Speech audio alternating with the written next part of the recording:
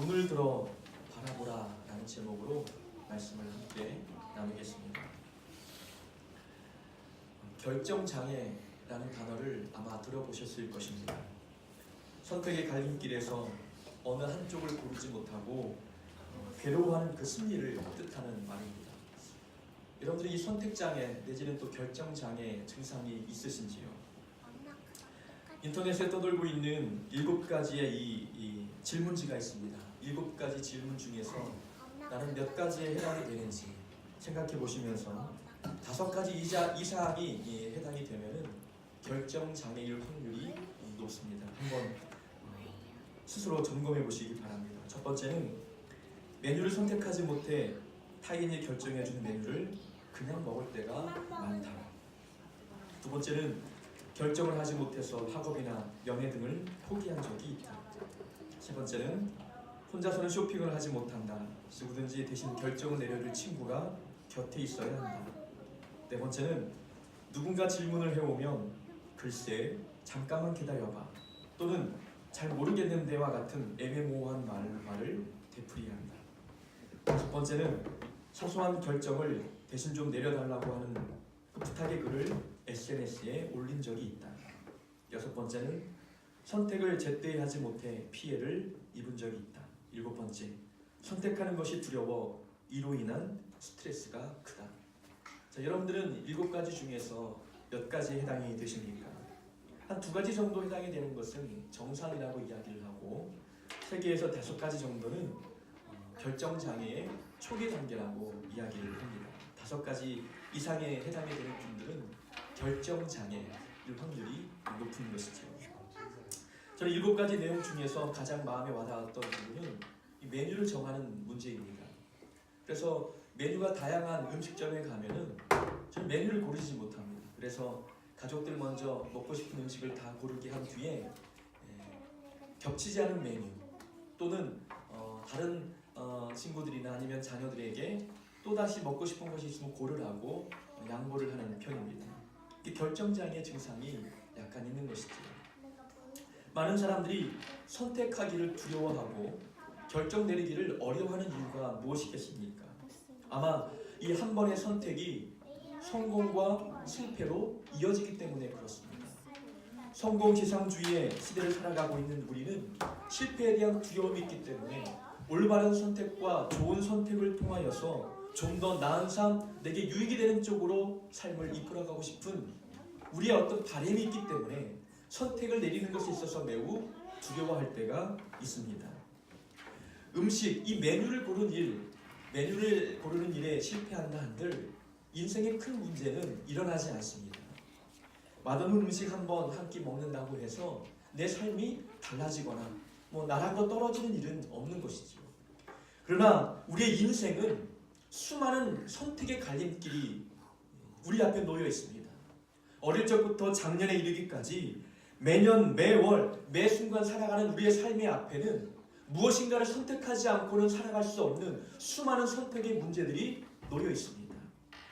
학교를 선택하는 일부터 친구를 선택하고 대학과 결혼과 그리고 취업과 수많은 노후를 선택해야 되는 일들이 우리 눈앞에 많이 펼쳐져 있습니다. 인생은 연습이 없기 때문에 한번 흘러가면 돌이킬 수 없습니다. 그래서 인생 안에서 잘못된 선택은 우리 인생에 큰 손해를 불러오기 때문에 우리 인생의 선택의 갈림길에서 모든 사람들은 올바른 선택을 하고 싶어 합니다. 자, 여기에 기쁨과 슬픔이 있습니다. 여러분들은 무엇을 선택하고 싶습니까? 성공과 실패가 있습니다. 행복과 불행이 있고 평안과 불안이 있습니다. 이 중에서 여러분들은 무엇을 선택하고 싶습니까? 우리는 기쁨을 선택하고 싶고 성공과 행복과 평안을 선택하고 싶습니다. 그러나 삶이, 우리 인생이 내가 선택하고 싶다 한들 내가 선택하고 싶은 그것이 내 손 안에 쥐어지는 법을 보셨습니까? 내가 선택하고 싶었던 그 내용들이 내 인생에 찾아와 본 적이 있느냐라는 것입니다. 인생의 선택은 내가 선택하고 싶은 것을 선택할 수도 없고 선택한 그것이 좋은 결과로 이어질 것이라는 보장도 장담할 수 없습니다. 우리의 과거의 삶을 돌아보십시오. 내가 선택했던 그 순간들이 나에게 유익이 되었는지 또 내가 선택하고 싶었던 모든 것들을 내가 선택하며 살았는지 우리 삶을 돌아보아도 우리의 선택은 그렇게 완벽하지도 완전하지도 않았음을 깨닫게 됩니다. 이러한 불완전한 인생과 불완전한 우리의 판단과 선택 속에서 우리는 인생을 모험 삼아 사는 것 같습니다. 올바른 선택과 좋은 선택이 눈앞에 있음에도 불구하고 우리는 선택할 수 있는 안목과 지혜가 부족하여서 날마다 헛된 선택을 통하여 인생에 참으로 많은 불행과 어려움들을 겪을 때가 많이 있는 것이지요. 한 번의 선택이 우리 인생에 참으로 어려운 일들을 불러온다면 우리는 인생의 선택의 갈림길에서 최선을 다하여 올바른 선택을 하기 위해 노력하는 것 중요한 일 아니겠습니까? 오늘 함께 봉독한 성경 본문 안에는 선택의 결과가 극명하게 갈린 두 사람의 이야기가 나옵니다. 바로 아브라함과 아브라함의 조카 롯의 이야기입니다. 아브라함의 이야기를 잠깐 줄거리를 설명해 드리면 아브라함은 하나님께 선택받아서 그가 살고 있는 갈대아우르 고향을 떠나 하나님이 가라 하시는 갈대 가나안 땅으로 들어갑니다. 너의 본토 친척 아비의 집을 떠나라. 아브라함 혼자 하나님께서 가라 하시는 곳으로 가라고 명령하셨는데 조카 롯을 데리고 함께 가나안 땅에 들어갑니다. 그 땅에서 삶을 살아가다가 기근이 들자 그들은 점점 남방으로 옮겨가면서 이집트 곧 애굽 땅으로 들어가 살기 시작합니다. 애굽 땅에 들어가면서 아브라함은 자기 아름다운 아내로 인하여서 그 아내를 빼앗기고 목숨을 잃을까봐 애굽 땅에 가서 그 아내를 누나라고 속이며 행세합니다. 누이라고 속이면은 아내도 지킬 수 있고 자기의 목숨도 부지할 수 있을 것 같은 생각이 들어서 거짓말을 하였지만 누이라는 말을 듣고 애굽 왕이 그 아브라함의 아내를 아내로 삼아버립니다. 그리고 아브라함에게는 많은 소유물을 주고 보냅니다. 하나님께서는 아브라함의 이러한 연약한 모습, 실수에도 은혜를 베푸셔서 그 아내를 다시 되찾아 주시고 아브라함의 목숨 또한 하나님께서 구원해 주십니다. 아브라함의 가족들은 다시 북방으로 옮겨가면서 다시금 하나님께서 가라고 처음에 명령하셨던 가나안 땅에 들어가 살기 시작합니다. 하나님께서 그의 가족에게 많은 축복을 주셔서 은과 금이 많아지고 재산이 늘어났습니다. 그들은 유목민 생활을 했기 때문에 많은 가축을 일구고 살아가는 자들이었습니다. 유목생활하는 자들이 가축에게 풀을 먹이는 그 목초지에서 생활을 하다 보니까 이 가축이 많아집니다. 근데 문제는 아브라함이 기르는 가축도 많아지고 조카 롯이 기르는 가축도 많아졌습니다. 땅은 한정이 되어 있는데 이 두 식구가 함께 어울려 살다 보니까 아브라함의 목동들과 롯의 목동들이 서로 다투기 시작합니다. 땅이 부족하고 가축은 많아지니 하나님께서 은혜와 복을 주셨음에도 불구하고 감사 대신 서로 갈등과 반목과 다툼이 일어납니다. 아브라함이 이제 해결책을 내세웁니다. 롯에게 말합니다. 우리는 한 친족이지 않느냐, 우리는 친척이지 않느냐. 서로 다투지 말고 먼저 너가 좋은 땅을 선택해 떠나라라고 이야기합니다. 너가 왼쪽을 선택하면 내가 오른쪽을 선택하고 너가 오른쪽을 선택하면 내가 왼쪽을 선택하겠다라고 의견을 제시합니다. 롯은 아브라함이 먼저 땅 선택을 양보하지 아니하고 본인이 먼저 그 땅을 선택하고자 높은 산에 올라가 아래를 내다봅니다. 눈을 들어 요단강 부근을 바라보니까 강이 흐르는 곳에는 목초지가 무성하거든요. 목동이를 하기에는 매우 적합한 요단 부근의 땅이 눈에 들어왔습니다. 그 물이 얼마나 비옥하게 흘러갔는지 성경 표현들에 보면은 여호와의 동산 같고 애굽 땅과 같았다라고 이야기합니다. 당시에 풍요로움을 상징할 때는 애굽 땅을 거론했습니다. 그만큼 이 롯이 선택한 땅은 애굽 땅처럼 풍요로운 땅이었습니다. 본인의 유목민 생활의 경험과 지식과 지혜를 백분 활용하여서 좋은 땅을 선택했습니다. 근데 결과를 보십시오. 그가 선택한 땅은 성경에 나와 있듯이 소돔과 고모라 성이 있는 곳이었습니다. 이 소돔과 고모라는 고고학적인 발견을 통해서도 많은 부패와 타락으로 인하여서 하나님께서 한순간 무너뜨렸던 죄악의 도시였습니다. 롯은 자기의 선택이 올바른 선택인 줄 알고 갔던 그 땅이 죄악이 관영한 곳이었고 하나님이 멸망시키기 바로 직전에 있었던 땅이었습니다. 그의 선택은 올바른 선택, 옳은 판단이라고 믿었지만 결과는 그렇지 않았습니다. 아브라함은 눈에 보이는 좋은 땅처럼 보이는 곳을 롯에게 양보하였습니다. 하나님께서 아브라함에게 명령하시기를 너는 눈을 들어 동서남북을 바라보라. 눈에 보이는 이 땅을 너에게 주고 너의 자손에게 줄 것이다. 이 땅에서 너의 자손이 자자손손 풍성히 거할 수 있도록 복 주시겠다라고 하나님께서 약속해 주셨습니다. 비옥한 땅도 강이 흐르는 땅도 아니었던 그 땅에 살아가는 아브라함의 결과는 어떻습니까? 자자손손 큰 민족을 이루며 믿음의 조상이 되어 아브라함 그 땅에서 거주하였습니다. 단 한 번의 선택으로 인하여서 롯의 결과와 아브라함의 결과는 극명하게 갈렸습니다. 이 두 사람의 차이는 무엇 때문이겠습니까? 아브라함과 롯이 나름대로 좋은 땅을 선택하기 위해서 나섰지만 롯은 그 결과가 끝이 좋지 않았습니다. 이 차이점은 무엇입니까? 10절에 보면 롯이 땅을 선택할 때 이렇게 표현합니다. 롯이 눈을 들어 요단 지역을 바라본즉, 롯이 눈을 들어 요단 지역을 바라보았습니다. 그 눈을 든 주체가 누구입니까? 자기 자신입니다. 내가 내 눈을 들어서 눈에 보이는 땅을 선택했습니다. 아브라함은 14절에 보면 롯이 아브라함을 떠난 후에 여호와께서 아브라함에게 이르시되 너는 눈을 들어 너 있는 곳에서 북쪽과 남쪽과 그리고 동쪽과 서쪽을 바라보라. 자, 눈을 들게 한 주체가 누굽니까? 너는 눈을 들어 동서남북을 바라보라 말씀하신 주체가 하나님이십니다. 그 롯과 아브라함의 차이는 롯은 자기가 자기의 인생을 자기의 판단과 자기의 안목으로 결정했습니다. 자기가 자기 인생을 주도해가는 인생입니다. 내가 내 눈을 들어서 내 인생을 선택한 자입니다. 아브라함은 하나님이 눈을 들어 보게 하였습니다. 아브라함의 인생은 아브라함이 주도해 가지 아니하고 하나님이 주도해 가십니다. 하나님이 보게 하신 땅을 보게 하셨고 그 땅을 선택하게 하십니다. 내 인생의 주도자가 누구냐, 내 인생의 주체가 누구인지에 따라서 선택의 결과가 달라집니다. 아브라함은 하나님이 주도하시는 인생을 살았던 인물입니다. 우리는 아브라함에 속한 사람입니까? 아니면 롯에 속한 사람입니까?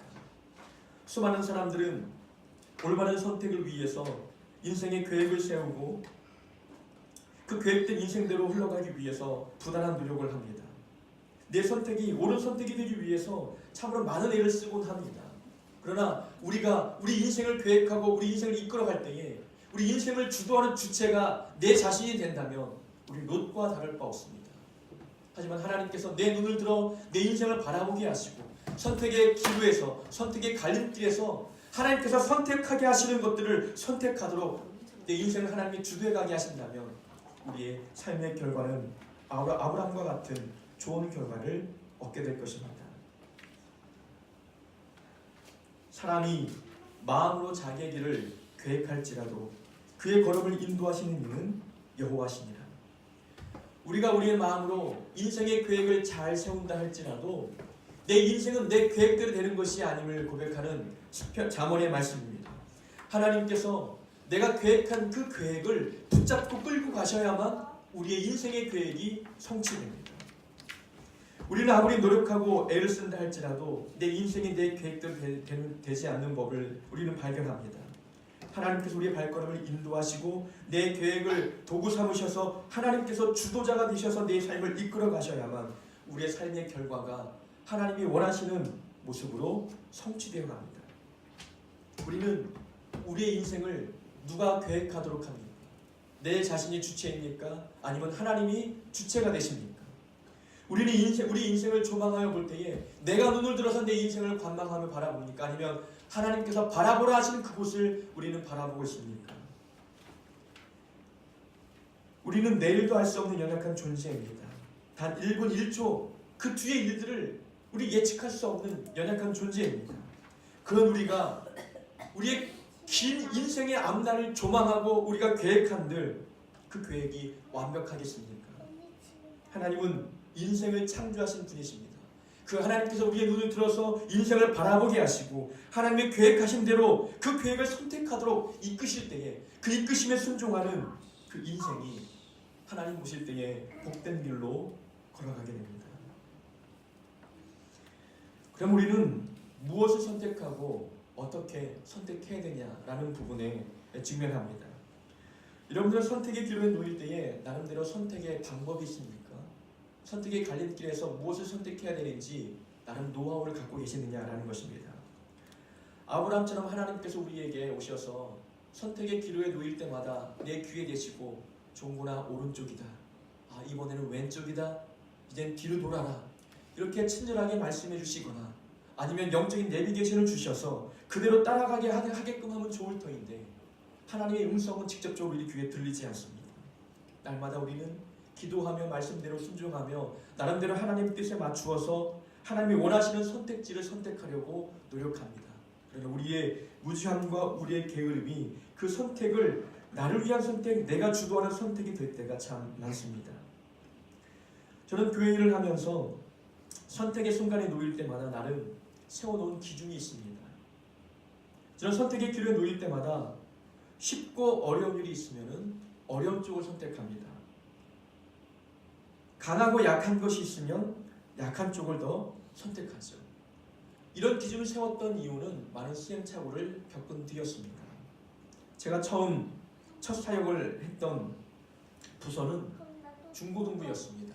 작은 개척교회에서 이제 주일학교 초등부를 졸업한 친구들이 중등부에 올라가니까 이제 중고등부 부서를 만들어야 합니다. 처음 생긴 그 부서에 부임해 가서 처음에 12명인가 되는 아이들을 관리하면서 가르쳤습니다. 두 번째 사역지로 옮겼습니다. 두 번째 갔던 교회는 청년부를 맡겨주셨습니다. 이 청년부도 그 교회에서 처음 운영되는 부서였습니다. 고등부에서 졸업한 친구들이 청년부에 진학하다 보니 이제 청년부를 담당할 교육자가 필요했습니다. 그때부터 마음속에 불평이 생기는 겁니다. 나는 가는 곳마다 처음 생기는 어려운 부서를 맡게 되는구나. 세 번째 교회를 갔습니다. 호주 시드니에 있는 한인교회를 들어갔는데 중고등부를 맡겨주셨습니다. 그 중고등부도 처음 생겨난 부서입니다. 초등부에서 올라온 친구들이 있다 보니까 그 부서를 처음 맡게 됩니다. 한 1년, 2년 맡다 보니까 이제 청년부를 맡게 되었고 청년부도 1청년과 2청년이 있을 때에 어떤 부서를 맡겠는가. 이 청년은 나이가 많은 부서이기 때문에 관리하기가 매우 힘듭니다. 그때부터 내가 선택할 길은 쉬운 것보다 어려운 것이구나. 편한 것보다 힘든 곳을 선택하는 것이 하나님께서 내게 원하시는 길이구나 라는 생각을 갖고 1청년과 2청년 사이에서 고민할 때 저는 2청년을 선택합니다. 나이도 많고 관리하기 힘들고 잘 모이지도 않고 말도 잘 듣지 않는 그 부서를 선택하게 되는 것이지요. 저는 그래서 항상 교회 일을 할 때에 선택의 순간에 놓일 때마다 항상 어려운 쪽과 힘든 쪽을 선택하려고 노력합니다. 그러기 위해서 많은 갈등과 고민과 내 안에서의 싸움과의 그 전쟁에서 이겨내야만 하나님이 원하시는 쪽으로 선택할 수 있는 힘과 용기가 생깁니다. 여러분들은 어떤 기준을 가지고 선택의 갈림길에서 하나님이 원하시는 쪽으로 선택하십니까? 우리는 본문을 통해서 나름 하나의 힌트를 찾을 수가 있습니다. 자, 아브라함은 선택지를 선택하는 순간에 놓일 때에 먼저 어떻게 했습니까? 본인 연장자이고 그러다 보니까 롯에게 내가 어른이니까 내가 먼저 선택하겠다 라고 이야기했습니까? 그렇지 않습니다. 롯에게 양보했습니다. 아브라함이 보여준 선택의 어떤 기준은 양보였습니다. 양보는 하나님의 방법이고 하나님이 원하시는 것을 선택할 수 있는 기준, 그것이 바로 양보입니다. 우리는 학교에서도 양보를 배웁니다. 가정 안에서도 양보하라고 배웁니다. 우리는 삶의 현장에서 선택의 순간에 좋은 것을 다른 사람에게 먼저 양보해 본 적이 있습니까? 양보는 하나님의 방법입니다. 이건 도덕적인 기준이 아니라 성경적인 기준입니다. 우리는 좋은 것을 먼저 양보하지 않는 이유가 무엇입니까? 좋은 것을 빼앗겼을 때에 내게 유익이 돌아오지 않는다고 생각합니다. 아브라함은 좋은 땅을 먼저 롯에게 선택할 수 있는 기회를 내어주었습니다. 롯은 환경이 좋은 땅을 선택해 갔지만 결과는 좋지 않았습니다. 우리는 본문을 보면서 환경이 우리의 삶을 풍요롭게 인도하는 것이 아님을 깨닫습니다. 좋은 땅을 선택했다고 해서 내 자산이 더 많아지는 것 아니었습니다. 조건이 좋고 환경이 좋은 것을 기준 삼아 선택할 때에 그 환경이 나를 풍요로 인도하지 않음을 우리는 성경을 통해서 봅니다. 우리의 풍요의 주체는 하나님이십니다. 하나님께서 메마른 광야에서도 우리에게 물과 만나를 통해서 먹이셨고, 메마른 광야에서도 우리의 신발이 낡거나 헤어지지 않도록 은혜 베풀어 주셨습니다. 풍요의 주체는 환경이 아니라 하나님이십니다. 이 믿음 있는 사람들은 먼저 양보합니다. 양보는 믿음에서 발현된 도덕적인 모습입니다. 열매인 것이지요. 성경 어느 곳에서도 환경을 통해서 복을 받는다는 말은 없습니다. 내가 내게 명령한 율법을 다 지켜 행하고 우러나 자로나 치우치지 말라. 그리하면 어디로 가든지 내가 형통하리라. 하나님께서 형통의 복을 누릴 수 있는 방법은 하나님의 말씀에 순종하고 그 말씀을 마음에 품고 좌로나 우러나 치우치지 않냐고 오직 말씀만 보고 가는 그 삶 속에 형통의 복을 주시겠다 말씀합니다. 환경을 통해서 주시는 것이 아니라 하나님 말씀에 순종하며 가는 삶 속에 하나님께서 하늘의 복을 채워주시겠다 우리에게 말씀합니다. 요셉은 노예의 삶을 살아가는 그 안에서도 형통했다라고 성경은 기록합니다. 감옥 안에서의 삶도 형통했다라고 성경은 기록하고 있습니다. 환경이 우리의 삶을 풍요롭게 인도하지 않고 하나님께서 내 삶을 풍요롭게 하시는 분임을 믿는 자들은 양보를 어렵게 하지 않습니다. 아브라함이 어찌 이렇게 참으로 성장한 믿음의 모습을 보이겠습니까? 아브라함은 하나 경험한 것이 있습니다. 그가 기근이 들어서 애굽 땅에 내려가 살 때에 서두에 말씀드린 대로 자기의 목숨을 잃고 아내를 빼앗길까 봐 아내를 누이라고 속였습니다. 하나님께서 애굽 땅에 가라고 하지 않았는데도 자기의 판단으로 애굽 땅에 내려간 것입니다. 굶주림을 피해서 내려간 풍요의 땅이었습니다. 거기에서 위기를 만납니다. 내가 계획을 세워서 내 목숨도 부지하고 아내의 목숨도 살리기 위해서는 아내를 내 아내라 말하지 않냐고 누이라 속여야 되겠다. 이것이 본인이 세웠던 계획이었습니다. 그러나 본인의 계획과 판단은 참으로 실패로 끝이 났습니다. 하나님께서 은혜를 베풀어 주셔서 아브라함에게 아내를 돌려주셨고 그의 생명도 보존해 주셨습니다. 그때 아브라함이 경험한 것이 무엇이겠습니까? 그는 내 힘으로는 아무것도 할 수 없구나. 내 판단과 내 계획과 내가 세워놓은 모든 것들은 아무런 힘이 없는 것이구나. 하나님께서 개입하시고 간섭하셔야만 내 삶이 안전하고 풍요롭겠구나. 그 경험이 있었던 것입니다. 그 경험을 갖고 보니 갈등의 상황에서 롯에게 먼저 양보할 수 있는 것입니다. 하나님께서 풍요의 주체임을 믿는 믿음이 있었기 때문에 아브라함은 롯에게 좋은 땅을 먼저 선택할 수 있는 기회를 주었습니다. 양보는 하나님의 방법입니다. 양보를 하기 위해서 우리는 내 마음속에 있는 욕심을 정복해야 합니다. 내 마음 안에 있는 욕심을 정복하지 않고는 결코 양보할 수 없습니다. 욕심을 정복하는 그 자체는 영적인 승리입니다. 그러니까 양보는 영적인 승리에서 얻어진 선물입니다. 우리는 어릴 적부터 양보에 대한 교육을 받습니다. 그냥 갈등과 다툼을 피하기 위해서 양보해라 말하기보다도 양보는 영적인 승리라는 법을 가르쳐줘야 합니다. 내 마음속에 있는 욕심과 싸워서 이기는 자들만이 할 수 있는 것이 양보임을 가르쳐야 합니다. 그리고 양보는 내 결정을 하나님께 맡기는 행위입니다. 먼저 좋은 것을 양보하고 난 뒤에 나에게 주어진 것은 좋지 않은 것이라 할지라도 이 결과를 하나님께 맡기는 것입니다. 하나님께 내 삶의 선택을 맡길 때에 하나님께서 어떻게 내 삶을 주관해 가시는지를 아브라함은 보고 싶었습니다. 양보는 나의 결정을 하나님께 맡기는 행위이기 때문에 이것 또한 하나님의 선택의 방법임을 깨닫습니다. 그리고 양보는 화평케 하는 방법입니다. 복음서에 보면은 화평케 하는 자는 복이 있나니 그들이 하나님의 아들이라 일컬음을 받으리라 말씀합니다. 하나님의 자녀들의 특징 중에 하나는 화평케 하는 겁니다. 평화를 만드는 겁니다. 내가 가는 곳마다 화평이 일어납니다. 내가 가정 안에 들어가면 가정이 화평해지고 내가 이 교회에 들어오면 나로 인해서 이 교회가 화평해집니다. 이게 화평케 하는 자입니다. 화평케 하는 방법 중에 하나는 양보입니다. 아브라함은 갈등의 상황에서 롯에게 좋은 땅을 먼저 선택할 수 있도록 양보한 것, 이 갈등을 화평으로 바꾼 것입니다. 그러니까 양보는 우리의 욕심을 정복한 영적인 승리이고 내 결정을 하나님께 맡기는 행위이며 화평케 하는 행동이기 때문에 양보 자체는 하나님의 선택 기준이요 하나님의 방법입니다. 우리가 선택의 기로에서 무엇을 선택할지 모를 때에 먼저 한번 양보해 보십시오. 그 양보가 결코 나에게 손해가 아님을 우리는 깨닫게 될 것입니다. 양보를 통하여서 하나님께서 원하시는 방향이 어디인지를 발견할 수 있는 복이 우리 안에 있게 될 줄로 믿습니다.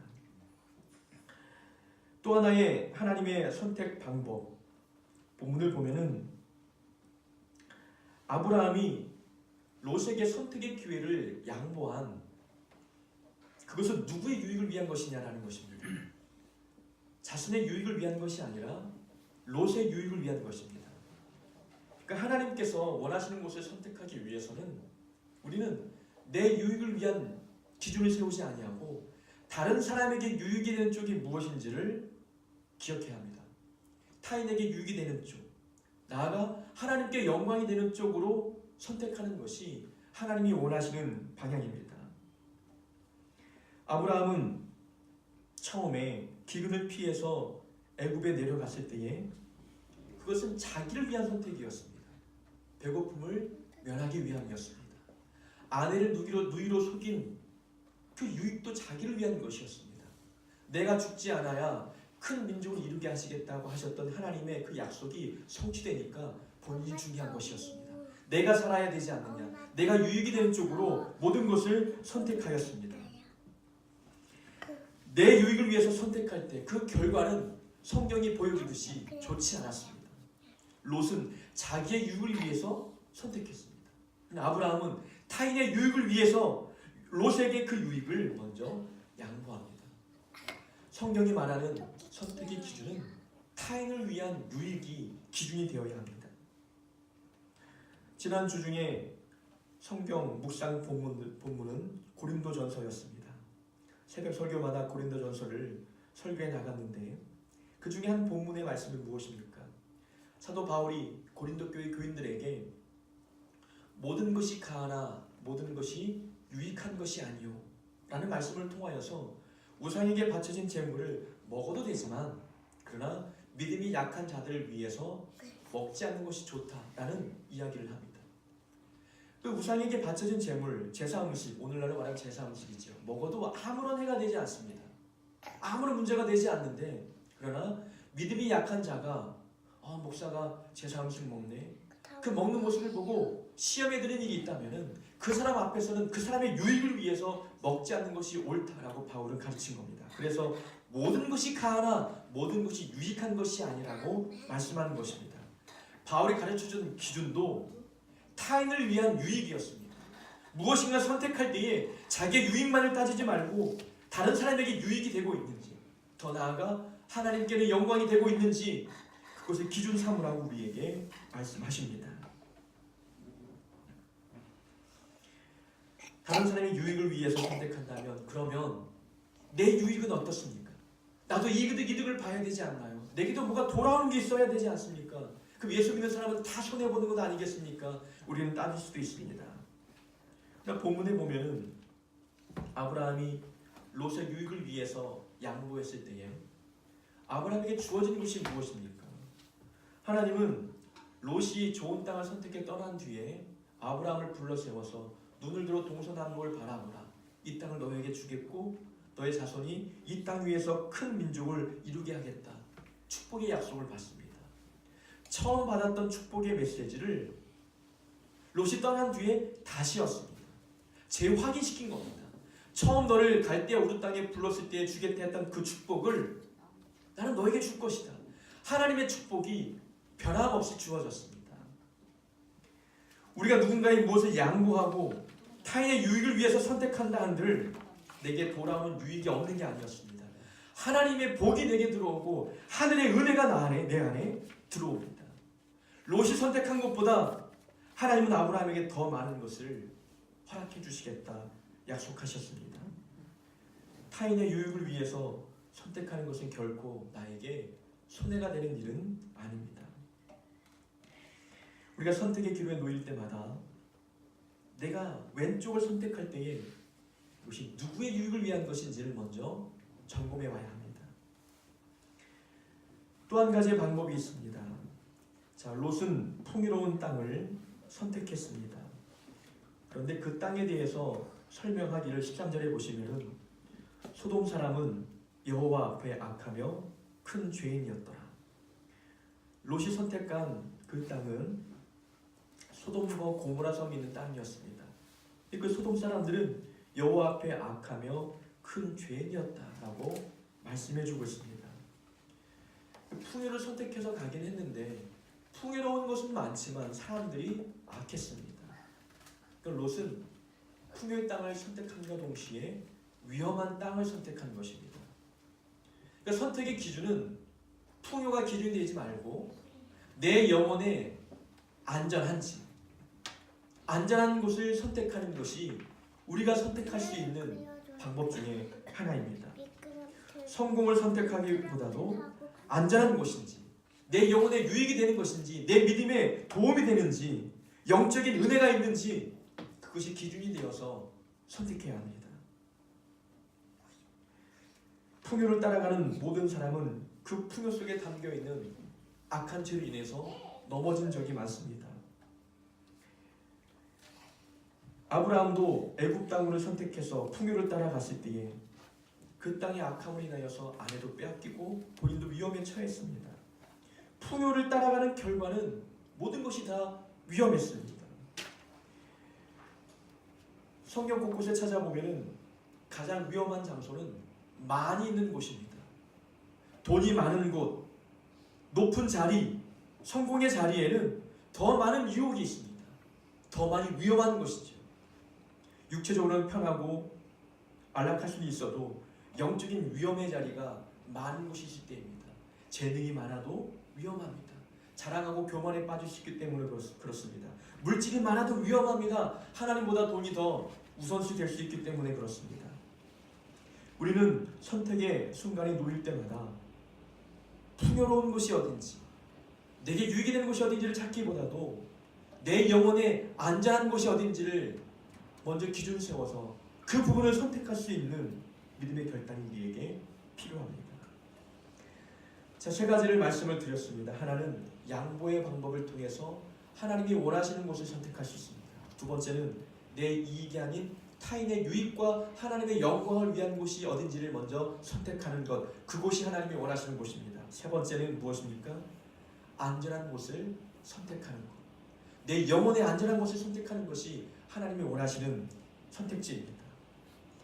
이렇게 우리가 배우고 애를 쓰고 노력한다 해도 우리는 연약하고 자주 넘어지는 존재이기 때문에 우리의 선택이 불안정할 때가 많습니다. 나는 올바른 선택인 줄 알고 선택했는데 결과적으로 이게 잘못된 선택일 때가 많습니다. 그래도 염려하지 마십시오. 하나님은 우리가 잘못된 실수를 해도 하나님의 계획과 약속을 이어가시는 분이십니다. 하나님께서는 나를 향한 계획을 어떻게 해서든지 성취해 가십니다. 내가 잘못된 순간 선택을 해도, 내가 옳지 못한 길을 걸어가도 하나님은 나를, 내 앞길을 바꾸셔서 하나님의 계획이 성취되도록 인도하십니다.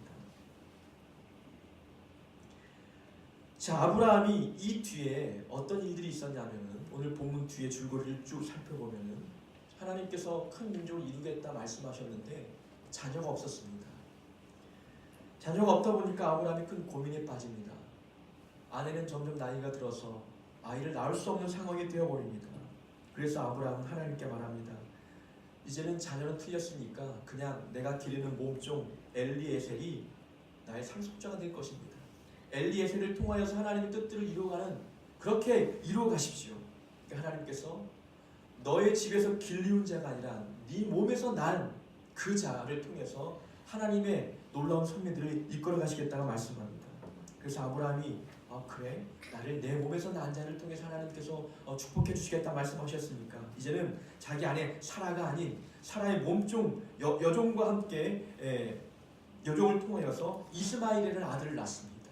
하나님께서 원치 않는 방법이었죠. 잘못된 결정이었고 잘못된 선택이었습니다. 그렇다고 해서 하나님께서 아브라함을 버리셨습니까? 그렇지 않습니다.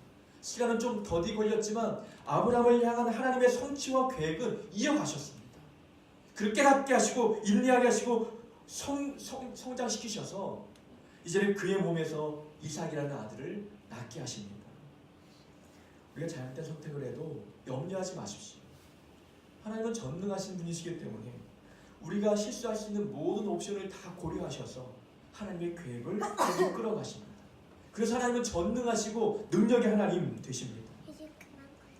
우리의 지식과 경험이 매우 짧고 한계가 있어서 우리는 올바른 선택을 할 수 없을 때가 많습니다.